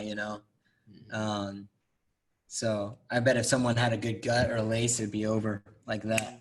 But also, there's no way. I mean, Suriano's going to be a 57-kilo guy, and there's no way DeSanto's down there. He'd probably be a 65-kilo guy. For sure. I totally agree. Cool. Yeah. I gotta say, this has been really cool for me, guys. I mean, this has been dope. I don't know. I just felt like saying that. It was awesome. It's been a blast having you on, man. Yeah. And I get to learn. Like the first thing I said to Jack when I heard about fantasy wrestling, I was like, "Yo, I'm totally in because I'm trying to learn the sport, right?" I mean, I know a little bit from watching my kid, and then throughout this process, I went on and got bronze certified. I went through the Leadership Academy. I went and took some ref courses just to kind of learn and get smarter. And then, but the best way is talking to you guys. But through fantasy, I know just like learning football players or baseball players in fantasy, I'm so looking forward to doing it because, hopefully one day I can sit in here and be like, yeah, I know who Griffith is. That guy that did this. Exactly. Yeah. He ran around and did this cartwheel shit and dope. Yeah, like, I don't even know. I'm just like, Daniel, help me out here.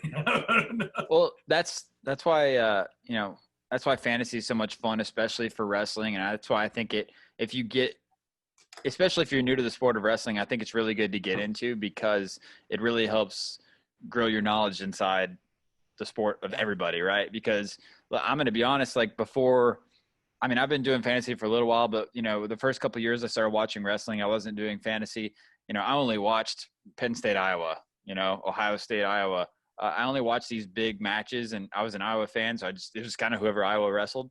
And getting into fantasy, like now I'm on a Wednesday night watching like Buffalo Old Dominion, and I'm like screaming at the TV. And But not just fantasy for me. I've had guests, right? So since April 6th, I used to do 4 shows a day all the way up till 2 weeks ago, and then I went to 2 a day, whatever. But there's so many guys that I've had on my show now that I like write down their names. Like I want to watch Brock Hudkins now. I want to follow you guys. I want to follow. I had Darian Toy Cruz on. Or I've had 10-year-old kids like Beast Money, whatever the hell he calls himself, super dope kid in Georgia.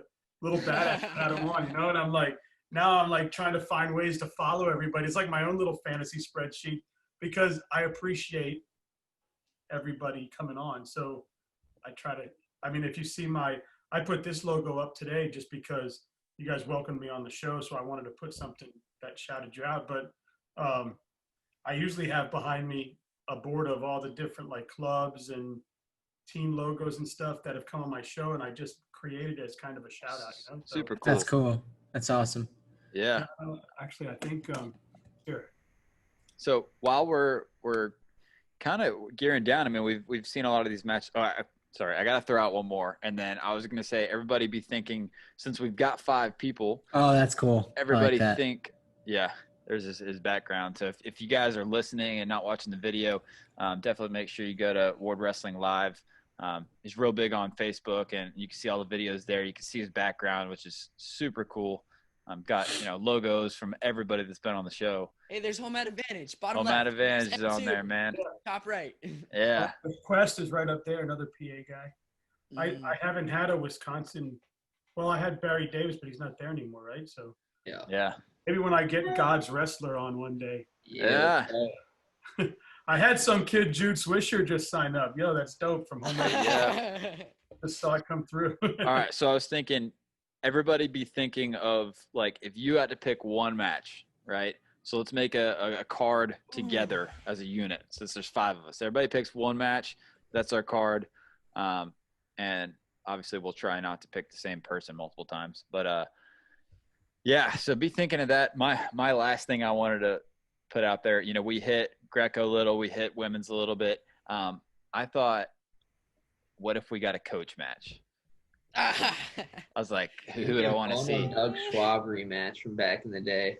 Yeah, for sure. I got I put Terry Brand's Doug Schwab for me.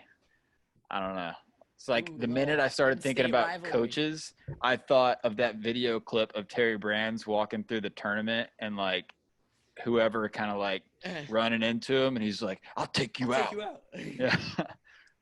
Like, oh, that's awesome. I don't know.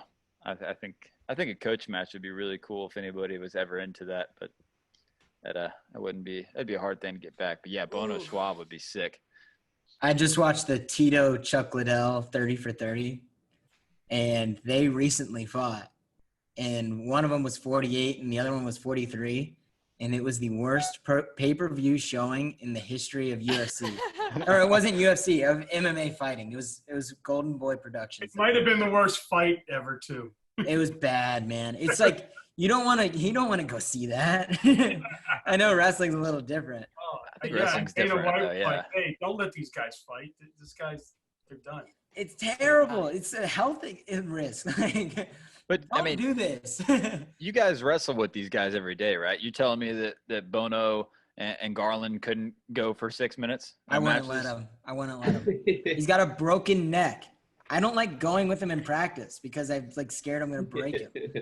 Like one of these days, you're just gonna be paralyzed. Like stop. Yeah. Oh man. Hey, I have a question. Just before we hit this last card, what do you guys think of Nick Lee on the just freestyle and collegiate? Like, where He's is great. he at? Yeah, Yep. and that's it. Where He's do a you think contender. 100%. Yeah. I mean, let's see, he has wins over Molinaro and Ironman. And, He destroyed Ironman. Yeah, It was like, really not bad. close. And, Seth told me to watch it on our first show, I think. Yeah, yep. like, It was bad. and it Has was he- interesting because I was like, how is he gonna do in freestyle? How is he gonna do against these top guys? And like, He's gonna I think he's gonna be right there knocking on the door, but I don't think he's ever gonna break into that very, very top tier. Why I not? mean, college wise, I think that he's got a shot at winning a national title. I don't How know. many years It's does he like have left? One. So this year, I mean, him, Real Woods, Ironman, Yanni. Yanni. Yanni. If Yanni's That's there. a tough. Yeah. They're all transferring to Wisconsin. Yeah. I'll tell you what, if Yanni's there, he's gonna be one of the best to not win it. Is Gianni gonna be a 41 guy or a 49 guy if he does I think come back? What helps the team more? Because I think that's all he cares That's about. all he cares about for sure. Yeah. How So about 41's tough weight class. So right now, if I had to pick, I wouldn't pick Nick Lee to win the weight. He's a contender, but I think Gianni is hard to pick against. I think Real's still super underrated at number 5 right Oh, now. yeah. I think he's going to surprise a lot of people. He just didn't get to outside of Pletcher, he didn't really get to wrestle any top guys. And he had Pletcher beat, man. He had this dude's leg in the air. And That overtime takedown was kind of questionable. I love yeah, Luke, dude. but it was questionable. I agree. How about Jared Frayer versus Mike Gray? There you go. I think Jared Freyer's a little big for him. Yeah, but you know Jared would do it. He'd do it. Oh, for sure. Like, yeah, okay, let's go. But great. was it J.O. that beat Nick Lee? I was At gonna the Yeah, tech them. Tech him. Okay. Yeah. Yeah. Who's the one before you do the card? Who's one kid that will show up on the national scene this year that people Hasn't been there. people might not know or surprise people like a Malik Hines at Lehigh or something like that? I think, in my opinion, the top dude to look out for, that if you haven't been watching like the kids that have redshirted and all that kind of stuff, I think Carter Starocki. Yeah. Starocci. That is ridiculous. I think he's an absolute title contender at 74. I think he's going to just explode onto the scene for Penn State. I also really like, obviously people know Etchemindia, and I'm interested to see what Cam Amin does at Michigan. I got one answer for this, and it's 197 UVA's JILO. He's going to win a national title this year if there's a championship. I swear to you, I'd put all of the money I have on it. Hey, don't make me pull our guy out of red shirt to go take him out, dude. I was Oh gonna my say, gosh. You guys got something hidden in the closet there at Wisconsin? So, Oh, Braxton Amos. not in the closet. Dude. Number one. Hey, Braxton is going to be a If he made multiple- 197, that does make it a little more difficult because that weight's pretty open. And I can I see know this it is, conversation dude. happening. Seth jumping on a Zoom call with Braxton, be like, "Hey man, you're not redshirting this year. Was Yeah, talking come crap on. about Mueller you." just bet his entire life savings on this match you're in. What about Forget one the of the plans. Rooks? It's changed.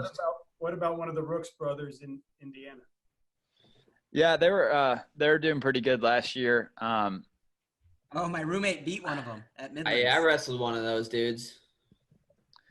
They seem Yeah. like The younger one maybe. Yeah, they're Yeah. 11 Are they months twins? I apart, don't but know. they're 11 months apart. One's like a red shirt and one's a true freshman or something. But they had a good year for first years out. And Sam Yeah. Latona too. Yes. Out of Tech. Virginia Tech. And there's 2 matches I'd want to make. We don't have to talk about them, but Sam Latona, Robert Howard. I think that would be sick. And then Ekamindia and Bo Bartlett. Cool. Mhm. And then I'm good. All right, so let's go around the room because I think I have like. Wait, so hold up, real quick. One match that's going to make a whole lot of noise is going to be Mason Paris slamming Gable Stevenson on the mat. Oh my gosh. At least say his name right. Can I got some stuff to do. I said, say his name right. I said Mason Paris Gable You Stevenson. said Gable Stevenson. I said Stevenson. Disrespect. I said Stevenson. Disrespect. Oh my God. Can we just kick Jacob from the call? Can we just kick You him? can't Yeah, because it's my exactly. call. Need Sam on here now. Sam would do it. Daniel, my I don't know call. if you know this, but Sam Herring, our other co-host, will not hesitate to just To kick remove people. Jacob. He's like, you're Sam, we need you. out. I have been kicked many times, and so I Is that found out. like, what's that show on ESPN they used to have where they'd be live and then you would just Oh, the point system. Yeah, I was yeah. just thinking that would be Yeah. hilarious if we Yeah. did that. Yeah, I'd be so sorry, good. but, Ding ding ding. That would be good. We should do something like that. There's a guy in the middle. He asks the questions and he's the point scorer. I'd love to be that guy. I would just kick Jacob off every time he says Every Yeah. All right. You're not gonna win, Jack. yeah, I can't even believe you said that. Pause. Your pause. Out of here. Yeah. That's what he would do. Yes, this is a great show. Yeah. No. Yeah, Sam has Daniel. kicked me off multiple times. So after that, I got smarter and figured out that if you host the meeting, nobody can Yeah. kick Daniel, start us off. Who is your number one match for the flow card that we're putting together? All right. If I'm gonna pick one on my whole list here, I think I'm gonna shout out the women a little bit and go Diaz Mortimer. All right. Let's do one women's, one men's, just to make it Okay. easy. Everybody? So, Yeah, Diaz- everybody. Okay. Diaz Mortimer and I don't know. How about Nashawn Garrett versus Seabass? That'd be a All fun right. one to watch. All right. I got mine.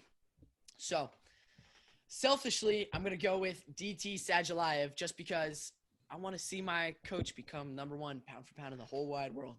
And I know that David wouldn't ask for the match if he didn't believe in his heart that he would win. So, I'm going to trust David Taylor, and I'm going to go with that match. And then my second match, it's already been said. I'm sorry I got to take it. Adeline Gray, Mensa Stock. That's mine too. Yeah. Really good. So those are my two matches. Absolutely. All right, Seth, what you got?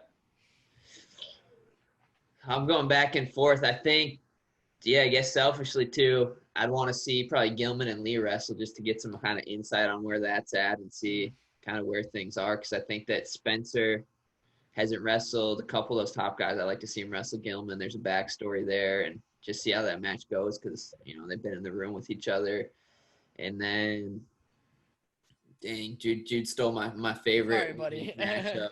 You got to shout out your wife or fiance, right? Yeah, no, I'd say if my fiance was going out there, I'd say her versus Cameron Guerin would probably be a good one. They've gone back and forth, some crazy matches. So I'll go Rana Heaton, Cameron Guerin. Bam. There we go. All right. Jack, what are you thinking? My men's match, I can't get this one out of my mind. Gianni versus Haji. I think it would be nonstop action. It'd be really fun. They're two of my favorite guys to watch. I think Gianni's got the edge a little bit. But I mean, Haji will push him. I think we haven't seen a top Haji Aliyev in a couple years, to be honest. I think he's been hurt, especially last year. I don't think he was at his top. But and my women's match is I'm going to go Jakara, Ali Reagan. Because we were talking about it earlier, and Jakara Helen might be a little too much for Jakara. So I'll give her the number 2 girl, the weight above. And Ali's amazing, too. So it'd be fun to watch. How about rerun of 2016 Fargo Bruntiel Lyles? That'd be a good one. Yeah. Lyles. All right. I'm trying to put my He's weapons throwing out Mason together. Paris again. Crap. All right. I thought I was ready. I'm not ready. For me, the match that I most want to see. Okay, so I'm stuck, man. I'm really stuck between the Spencer Seth or Griffith Lewis. Gotta pick. Wait, you can't pick Seth or Spencer. Spencer's already been Spencer's picked. already got a match on the card. Yeah, he's already got a match. You can't give him I two got a matches. match on the card. Okay. Although, I mean, Jude wants him to wrestle everybody in the weight. The whole world. And then the weight above, too. Wait. He All weighs right. he weighs like Nope. 27 or something. Like he posted it on his Instagram story. He's stepping on the scale and he weighs 127 pounds. I don't like him All for right. that. Another match that I can't put on the card because somebody's already being used, but we didn't even hit. I put on my thing David Taylor, Cale Sanderson.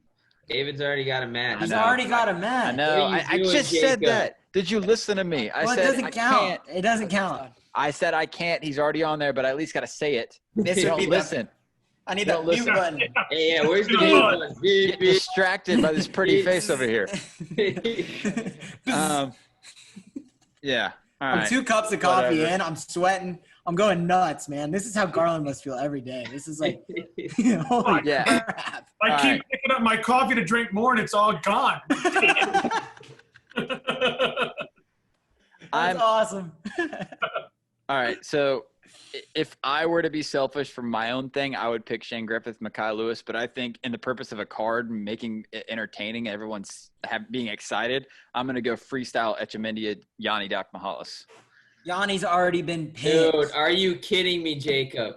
Dude, he's out. Can I pick his Dude, match Dude, for him? somebody do something Shane about Kyle Griffith, Snyder, Mekhi Lewis. Jaden Cox. Kyle Jay- Snyder, What Jaden the Cox. hell is that ESPN show called? it. I know what it is. It's got all the shapes on it and the colors. No, Oh, that's you're not. terrible. That was a terrible. You gotta be doing this on For purpose example. now, Jacob. You picked everybody's match. Who has a match that hasn't Hey, been There's called no other Around wrestlers. the Every Horn. wrestler's been picked. around the Around the horn? horn. That's it. Around the horn. Okay. We've been around the horn, and you're. Can't Here we get go. close. All right, try number 4. Don't pick Nashon Garrett or Seabass. They Jacob, have been, you that's really the know only how to match beat a you dead haven't horse, chosen. dude. All right, whatever. Screw it. The match I want to see is Shane Griffith, Mekhi Lewis. All right. You should have just went with There that. you go. Well, they've Jacob's been really. picked already. I think that's a great match, but you're not trying to sell tickets with that one. That's what I was saying. Go That's Kyle what I wanna Snyder, see Jaden personally. Cox. Okay. Is this my pick or your pick, Jack? You've been buzzed. I feel like I should pick for you at this point. Yeah, should we all make one up for We Jacob? should take a vote. Oh, Take a vote man. to remove him. Anyway, All right, let's hear your Or women's Burrow's matchup. What do you date. think on that? I don't even want to say it anymore. Yeah, I'm getting bullied. I'm about to leave my call. Jacob, do you deserve this bullying? All right. My Lord. We can come back to you. Well, Even though we've already all picked our picks. You've just picked your own card. yeah. You need us to give you some ideas, Jacob? I don't know why you All won't right, take so- Kyle Snyder Jaden. That would be the perfect card. I You're can't. good. I know. I love watching Forrest wrestle. Mm. Okay, but I can't decide a opponent. So yes, please help me. Who's Okay. so where's Forrest, Burkert, Jenna.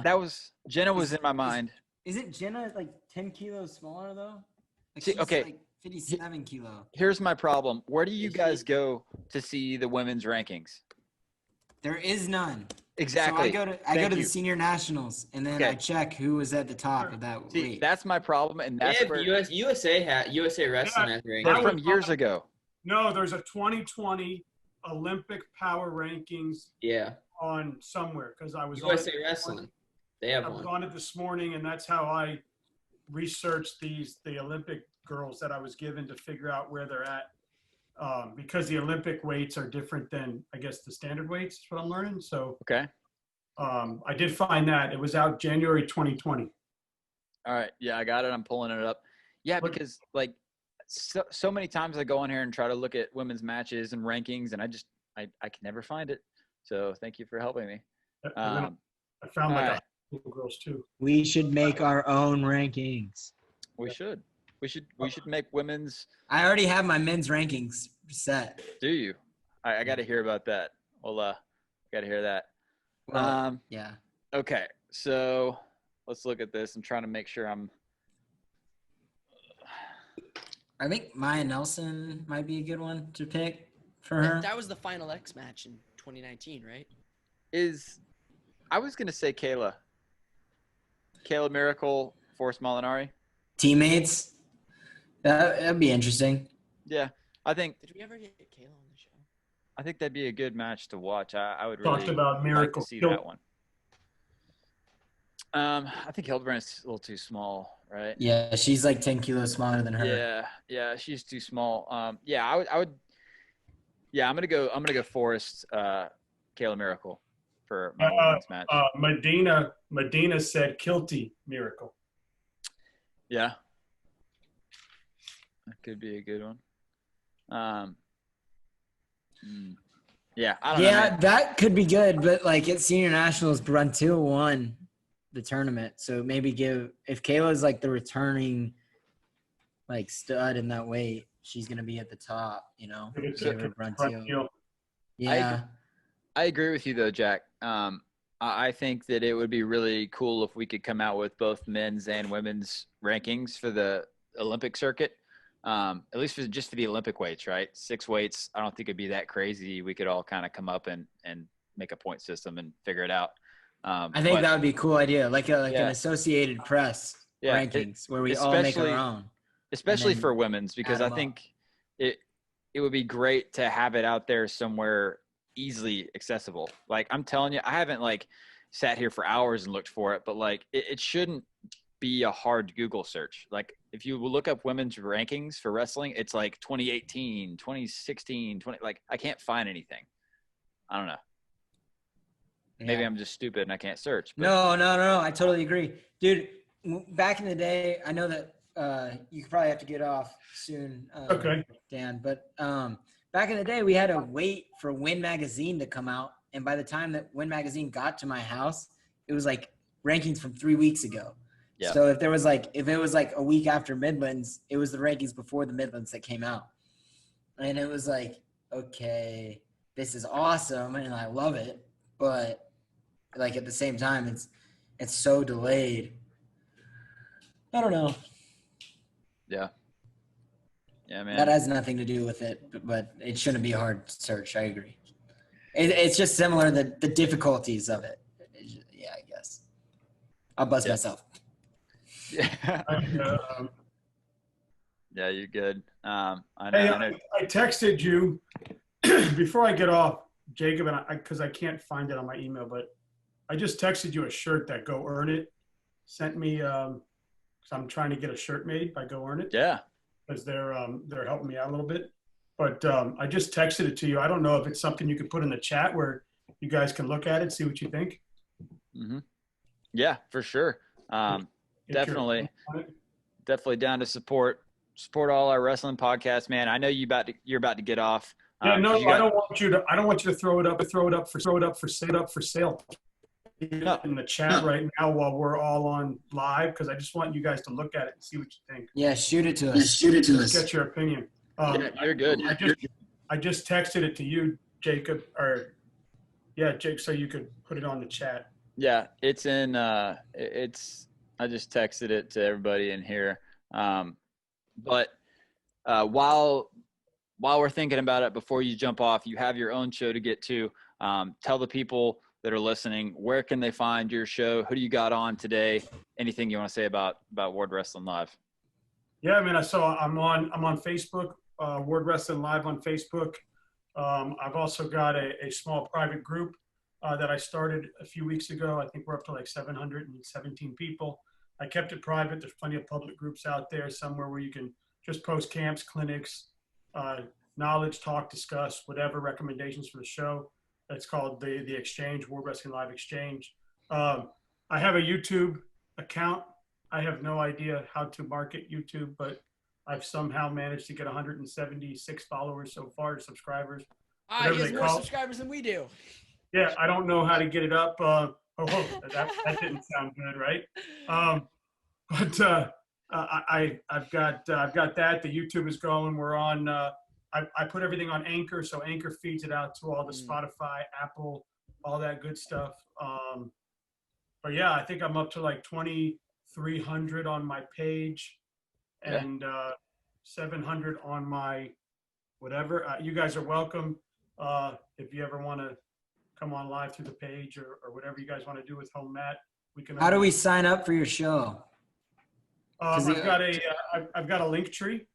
Okay. And that's on your Facebook? Yeah. So if you go to World Wrestling Live, there's a website there. It'll say link tree, or there's a button at the top that says book now, and you can book a show.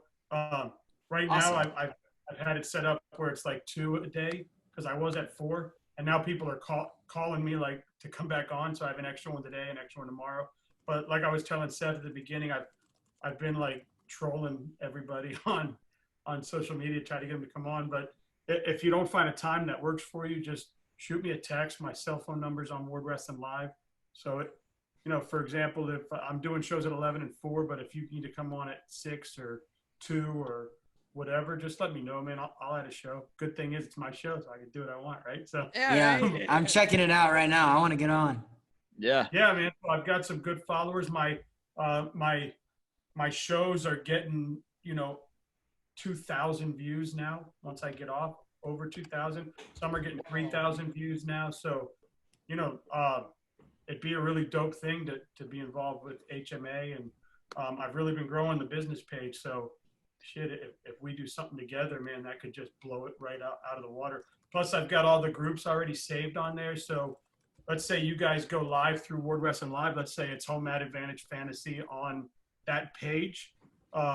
You can already hit share, and it already has a list of Pennsylvania, New Jersey, all the different sites that I've collected over time. So you can click right when you go live, you can click the share, and it'll send it to about 19, 20 different groups.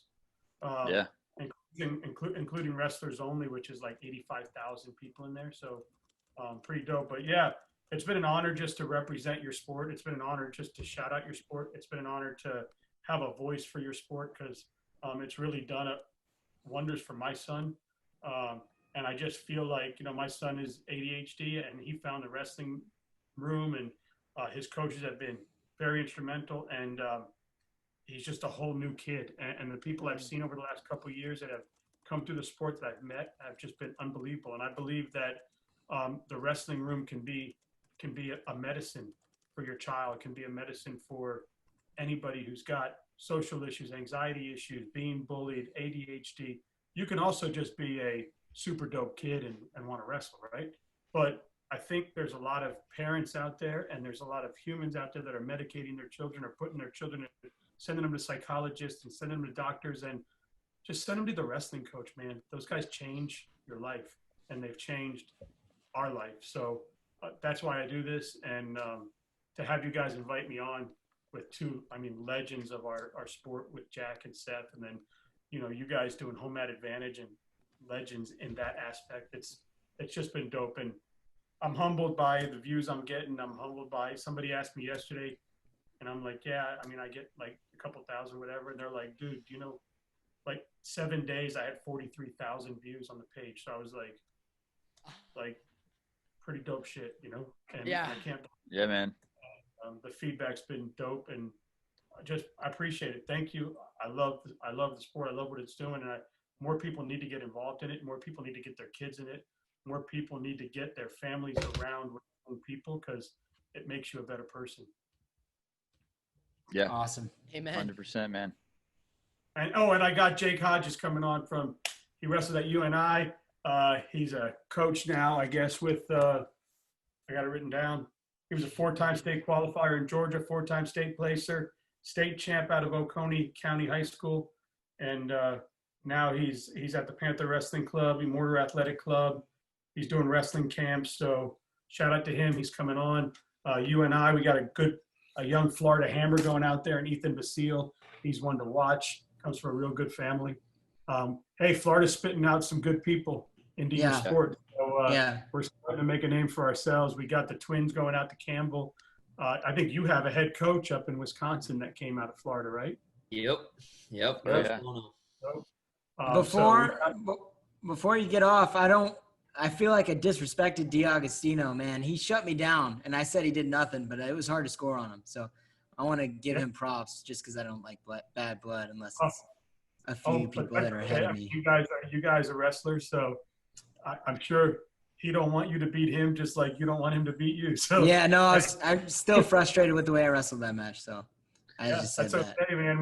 We were just happy to see another Florida kid at a high level, and obviously Lugo has really put us out there because he's been at another level, and absolutely. We got some kids going out there. We got a couple going up to Penn. We got just some good things happening. But I started out in Florida, but now I've become kind of all over the nation, and I love it. And I love talking to high school kids, high school coaches, club coaches, young kids, anybody. I've never turned away anyone. So if you got a story, come on, man. It's been great. I had Colton Kirsten on, who beat meningitis. I had Richard Jensen on, who you guys know his story. I had a kid, Elijah Verona, who won a Florida State championship on a broken ankle. He had 2 heavyweights roll onto his ankle while he was practicing before states, and he went out and fucking smoked everybody and won it all. That's awesome. Just a dope story. And he said, if I didn't do Greco, I don't know what I would have done, because I ended up just working upper body stuff. But, guys like that, I had just some dope stories. So everybody's welcome. Come on. Love you. Sorry I get long-winded, but when I talk about the sport, I feel like more people need to know about it. More people need to be involved in it. And it's just my opinion. Oh, for sure, man. Well, we've had a great time having you on. We thank you for coming on. I know you got to jump over there and get set up for your show. And if you're listening to us, then I definitely suggest when we get off here in a minute, head over Ward Wrestling Live on Facebook and watch his show, man, and binge his episodes. There's one episode that is way better than all the rest that I'm biased about. But dude from Fantasy, some redheaded guy, man. But he's a sexy bastard right there. But oh my gosh. But anyways, thanks for coming on, Dan, man. We really appreciated having you on. Yeah, man, I loved it, man. Thank you so much. And let's do it. Let's do it again anytime. Just let me know. You're the man, Dan. Hey, before everyone gets off, if you've watched the show today, tag us on Twitter, Facebook, whatever, with the hashtag mute Jacob and hashtag wrestling integrity. Oh, you guys let me know if you like that shirt, because I got to answer back. It was sweet. And, I like I like the phrase on the back. Keep kicking life's ass. Yeah, that's what I hashtag. So hashtag keep kicking life's ass. And man, it's been dope. I literally I pinch myself. I can't believe I'm on a show with you guys. So thank you so much. absolutely. I mean, forget all you guys. I got on a show with Jude. So that's Ah, my man. We all see you feel guys that way. All right, we'll see you, man. See you later. Yeah, it was great having Dan on. He's a really good guy, man. And I really loved being on his show. I know that you guys have talked about signing up for it, and I definitely suggest doing it. I think what he's doing is really cool. And, especially in this COVID time where there's a million wrestling podcasts out there, right? Everybody talks about wrestling. I think he's kind of setting himself a little bit apart in the fact that, most of us most of these shows just kind of like talk to wrestlers, right? Or talk about wrestling.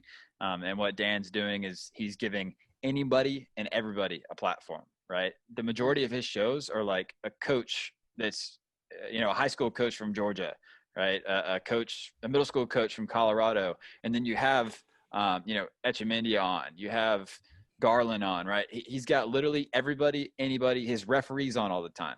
He has anybody that's involved with the sport of wrestling, even if you're just a parent or coming up wrestling, if you want to talk about wrestling, if you feel like you got a good story or whatever, I definitely suggest going over there. And like he said, you go find his Facebook page, Ward Wrestling Live. He's got a big button at the top that says book now.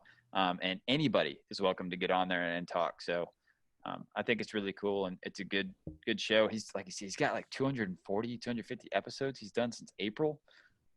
So if That's ridiculous. That puts me to shame. Like, oh my gosh. If you're looking We for are lazy. a wrestling We don't podcast advantage to here. listen to when you're just like doing your work or whatever, go check it out because it's just unlimited content. So I would definitely suggest it. But it's been fun, guys. Yeah, like always. Like always. I Well, guess. maybe we'll see you next time, and maybe next time we might have some rankings or something to throw at you. And a point system and a mute button. Yo, we got to get that mute button going A soon. one-way mute button. I get to mute y'all. No. Yeah.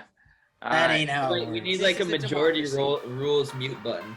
Just take a vote. It's gotta have the majority of clicks for the person being muted.